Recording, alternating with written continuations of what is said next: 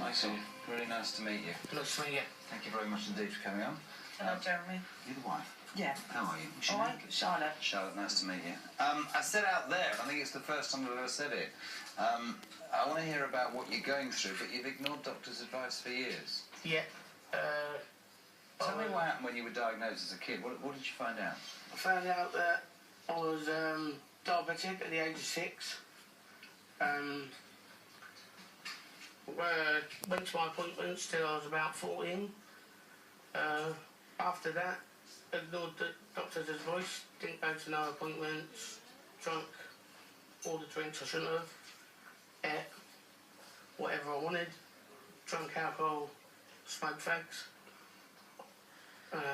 Didn't think it would happen to you. Didn't think it would happen to me before I was invincible. You're honest? No one's invincible. No.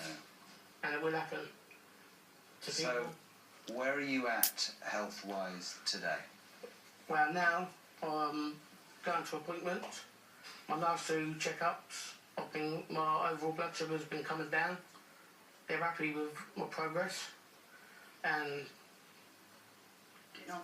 getting on back on track.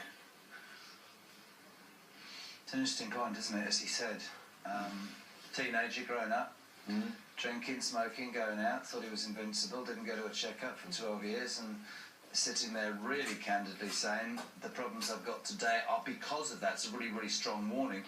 In terms of Michael himself, Charlotte, how does it affect him? I mean, that might sound like an obvious question. Obviously, he's got vision issues, but as a man, how does it affect him?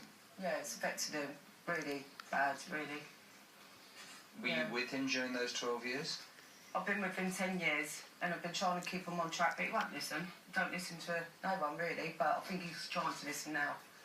You don't realise until it happens, Jeremy, do you? Is that now for you frustrating, Charlotte, that he didn't? Does it make you angry? Does it make you sad? You've got 2 kids. Yeah, for the kids' sake. For the kids' sake, it do. How does that make you feel, bud? Never see a kid. What'd you say? Never see a kid again, will you?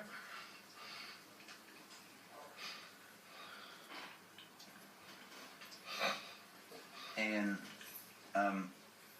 this guy very honest. Wishes he'd listened. What's the situation? I mean, he says he will not see his kids grow up. Is that the reality? Well, diabetes is a much more serious illness than most people give it credit for. It does cut short your life expectancy if you don't manage it properly, but it causes lots of damage on the way. It causes what we call microvascular and macrovascular problems. In other words, deals with large blood vessels and small blood vessels. In the back of the eye, you've got tiny little arteries. Those have been exposed to excessive blood sugar levels for more than a decade, and that's taken its toll. So, at some point, Michael has developed what we call retinopathy, abnormal blood vessels at the back of his eye, and that has permanently damaged his retina. In addition to that, he had a retinal detachment, where the lining of the retina lifts off, and that's, in some cases, not repairable. So he's got a very severe loss of vision. That's not something that's going to improve.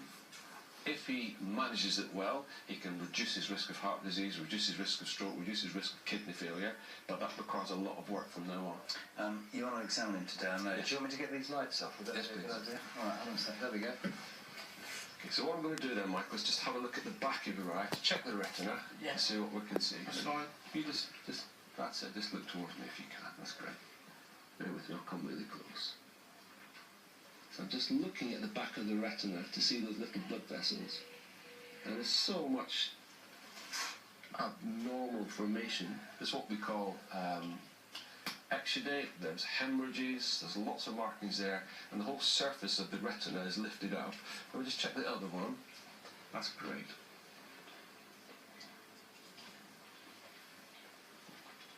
Yeah, it's really quite profound, unfortunately. Can we put the lights back up again, please? Hold on a second. Michael, I just want to see if there's any vision there at all. I know it's like next to nothing, isn't it? But let's just have a look. So I'm going to cover one of your eyes, and if you see my fingers moving, I want you to tell me. Just look straight ahead. Keep your gaze straight ahead. Okay. You see my fingers moving, tell me. No. Anything? No. Okay, let's try again. So there's absolutely zero there, isn't there? Okay, let's try the other side.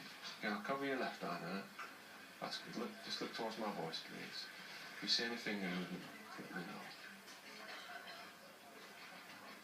No. Anything there? No. And once again. Look towards me. That's it. How do you feel? Sad, Jeremy. Nothing there at all? No. No. Okay. So I mean, what we can see there is that this is virtually complete loss of eyesight. There is a little sort of flicker of shadowing sometimes, isn't there, that we established just in earlier? my right eye. But not enough to give any meaningful vision at all. It's horrible, isn't it? And sorry, but I was just talking to Charlotte because, you know, it's not for us to sit here and say it could have been averted. It is, of course, a warning and a lesson, but it's trying to do the right thing. And when I see a grown man say something, I see his kids cry. You've got to look after yourself. You've got to carry on with the checkups. You've got to do it. You've got to.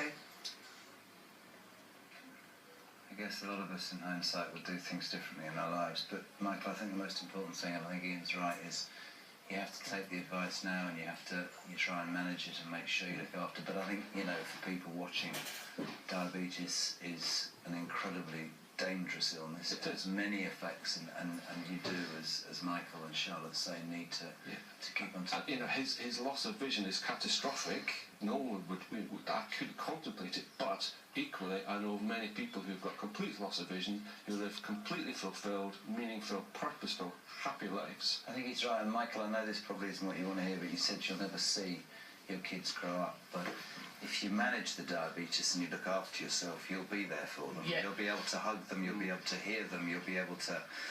You know what I mean, don't Yeah, you? definitely. That's right, Jeremy. And I think that's... Ian was very candid. You carry on, you'll do something, you'll have a heart attack, you wouldn't be here for them at all. But I really appreciate you coming into the emergency room, pal. It is a very, very important message. Thank you very much. Charlotte, thank you very much Thank indeed. you. So we'll leave you with Ian, and more from the emergency room next. We'll be right back.